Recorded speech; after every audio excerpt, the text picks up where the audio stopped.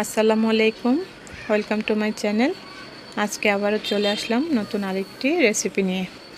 আজকের রেসিপিটা আমি করে দেখাবো কী করে সহজ পদ্ধতিতে মুরগির মাংস দিয়ে নুডলস রান্না করবেন, তার সহজ রেসিপি। প্রথমে একটি হাঁড়িতে পরিমাণ মতো পানি নিয়েছি। পানির মধ্যে 2 টেবিল চামচ সয়াবিন তেল এবং 1 চা চামচ লবণ দিয়ে একটি ঢাকনা দিয়ে দিলাম। পানিতে বলক উঠে আসলে নুডলসের কেকগুলো দিয়ে দিচ্ছি।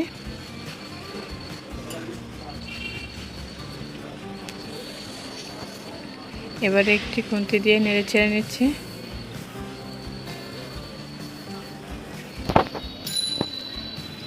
নাড়াচাড়া হয়ে গেলে ঢাকনা দিয়ে দিব 5 থেকে 6 মিনিটের জন্য। 6 মিনিট পর আমি নুডলসটা আবারও নেড়ে চেড়ে একটি ছাঁকনিতে ঢেলে নিচ্ছি এবং ঠান্ডা পানি দিয়ে ধুয়ে নিচ্ছি। এভাবে ধুয়ে নিলে নুডলসটা অনেক ঝরঝরে থাকে। চুলায় আরও একটি হাঁড়ি দিয়েছি। হাঁড়িতে পরিমাণ মতো রান্নার রেগুলার তেল দিয়ে দিচ্ছি এবং ঘি দিয়ে দিচ্ছি 3 টেবিল চামচের মতো। এবারে তেল আর ঘিটা গরম হয়ে আসলে দিয়ে দিচ্ছি কেটে রাখা পেঁয়াজ।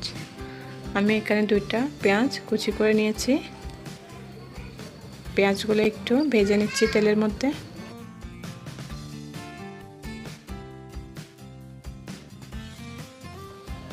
ভাজা হয়ে গেলে দিয়ে দিচ্ছি মুরগির মাংস আর কলিজা ধুয়ে রেখেছিলাম, সেগুলো দিয়ে আবারও নেড়ে ছেড়ে নিচ্ছি।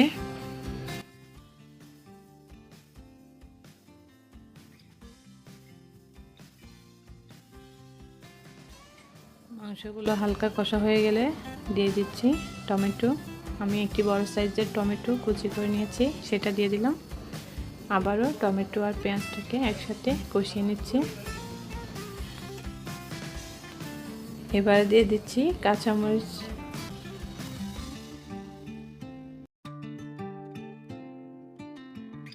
আর একটু কষানো হয়ে গেলে এ পর্যায়ে দিয়ে দিব 2 টেবিল চামচ চাট মশলা। এই মশলাটা প্যাকেটের মধ্যেই ছিল, সেটা দিয়ে দিচ্ছি এবং পরিমাণ মতো লবণ দিয়ে দিচ্ছি। লবণটা একটু চেক করে এরপর দিবেন, কারণ চাট মশলাতে লবণ থাকে। এবার আবারও নেড়ে চেড়ে নিচ্ছি। এই মশলাতে আমি নুডলসটা রান্না করে নেব, এক্সট্রা কোনো মশলা দিব না। ভিডিওটি ভালো লাগলে লাইক, কমেন্ট এবং শেয়ার করবেন এবং নতুন সব রেসিপি পেতে চ্যানেলটিকে সাবস্ক্রাইব করে পাশেই থাকবেন। 2-3 মিনিট পর মশলাটা যখন কষে আসবে তখন সিদ্ধ করে রাখা নুডলসটা দিয়ে দিব।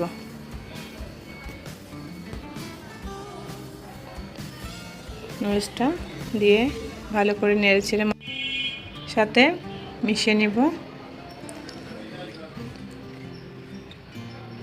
আস্তে আস্তে করে সম্পূর্ণ নুডলসের মধ্যে মশলাটা মেশাতে হবে।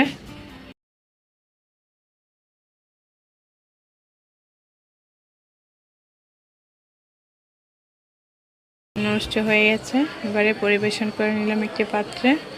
সবাই ভালো থাকবেন, আল্লাহ হাফেজ।